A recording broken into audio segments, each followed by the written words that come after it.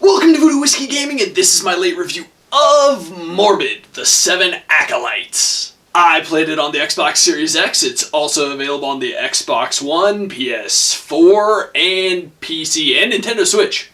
So you play as a Shriver, something like that, I don't know how to pronounce it, but you basically wake up on the shores of Mornia, which is an area that's basically plagued by, the Seven Acolytes, which are evil. And there's monsters, you do eventually find a town, but this is one of those games where the story isn't necessarily the driving force, the gameplay and the challenge, that is the driving force. This is, however, not unlike, most Soulsborne games, the type of game where you get a lot of the backstory and you get to know more about the world through items, through texts you find, through, getting to read about the enemies. So let's get into the audio, and the first thing I'm going to say is the soundtrack.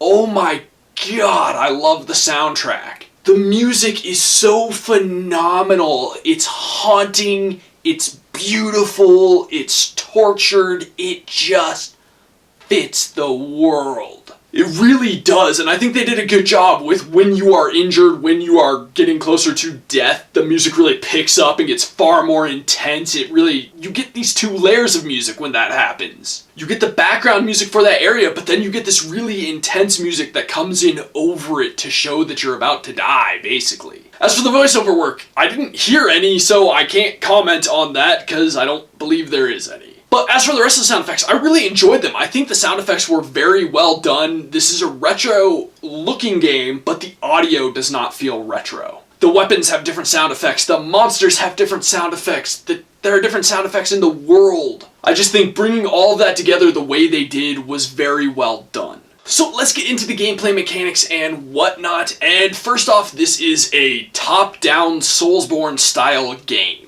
So it's definitely very combat-oriented, it's got RPG elements, and I gotta say, I think it actually works fairly well. I personally think the top-down works a bit better than like the side-scrolling Soulsborne style games. But that being said, it's obviously very exploration-based and very combat-driven. You do get a lot of variety of weapons. I found a lot of different weapons. You get a ranged weapon and a melee weapon. But I will say you can get a lot of duplicate weapons, which leaves you sitting there going, okay, well, what do I do with these? I'll tell you right now, there is no vendor, you can't sell them. So if you don't like a weapon that you have anymore, you can drop it. I mean, eventually your inventory begins to fill up. I ended up just dumping a bunch of stuff in the middle of a town because I spent a while in that town looking for a vendor because one of the NPCs mentions that there's vendors in the town. Then after some Googling, I find out there aren't any vendors. That being said, you get to explore a bunch of different areas. There's a large map. It's actually a pretty good sized map. It took me a while to get to the first true boss. And I will say, one complaint I do have with that is it's not until you have beaten that first true boss that you can level up. You gain experience and you gain levels, but you can't spend those points to enhance your character until after having beaten that boss. Which I will say they have a unique leveling system in that you equip blessings to your character and then you enhance those blessings. For example, I had a blessing that increased my health and one that increased my stamina regen. They also have the Sanity Meter, which is an interesting element, but I don't know how much I necessarily love it. I think it's a cool idea and it fits with the overall Lovecraftian nature of the game, but I did notice that as I increased or decreased my insanity, increased my sanity, I started doing less damage, but I was gaining more XP and it will generate less enemies the more sane you are, so that is an interesting element to it, but it kind of sucks to be more sane at the same time. But there is a lot of dodging and guarding and attacking like you would expect from this type of game, and I think they did it pretty well. I think the top-down method worked. They also have an interesting element in this game that you don't see in too many of these games, except for one that comes to mind in particular, but you can sneak about. You can't necessarily sneak around enough to,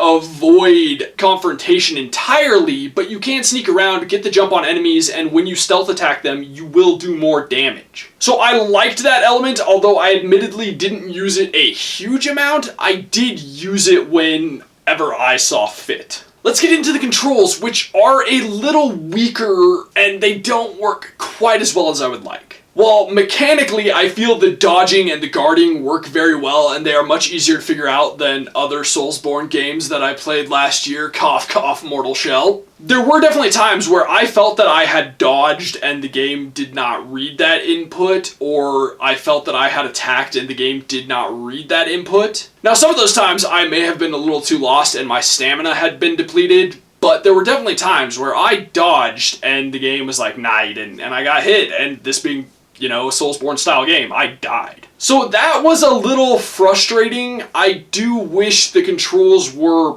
perfect, to put it simply. I want that responsiveness. You need that responsiveness. In a game like this, that responsiveness is the difference between life and death, and while generally speaking, when you die, there wasn't much of a penalty in this game, and you didn't lose too much ground, so it wasn't completely terrible, but it's still very frustrating when you're like, that's bullshit, I should have lived. Now lastly, the visuals. As I already mentioned, this game has a retro style to it, and as I have mentioned in the past, I'm kind of tired of that pixelated retro style visual. I'm just a little burnt out on it. Just too many games use it, and it's like, okay, but it's not that unique of an idea anymore. Although I guess it is basically the stamp of all indie games, which that's a little lazy to me as well, not to shit on indie devs. But that being said, I'm gonna move away from that. I really actually like the art style. I like the designs of the enemies. I really like the design of the world. I think it functions very well. I think it is creepy. It is good and Lovecraftian in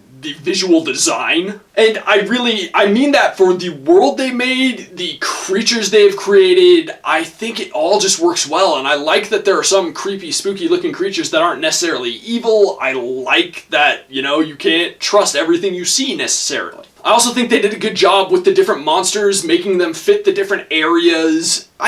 Overall, I was really impressed with the creature and world design. As much as I can complain about the pixelated nature of it, I do think what they did, their art style, their creations, I thought they were really cool. Okay, so to wrap this up, I'm gonna say right now, I did not beat this game. I rarely beat Soulsborne style games before I review them. But I will say one thing that's great about them is I generally don't reach a point in the story where I'm like, well, that fucking ruined the whole thing, because I don't feel story is the strongest element of these games. Lore is very strong, but the story itself, not so much. That being said, I really enjoyed it. I definitely had a lot of fun with this, and I needed a new Soulsborne style game because, well, the last one I was relying on kind of sucked. But I do think the top-down worked very well. I was really happy with this overall, so yeah, I'm gonna fully recommend it. Like, just fully recommend it. Okay, so in the comments down below, why don't you tell me, what's your favorite Soulsborne style game? And I'm talking side-scrolling ones like Salt and Sanctuary, or, you know, if you've played Morbid, what about Morbid? As always, thanks for watching. If you enjoyed the video, please hit that like button, and if you like what I'm doing in general, share and subscribe.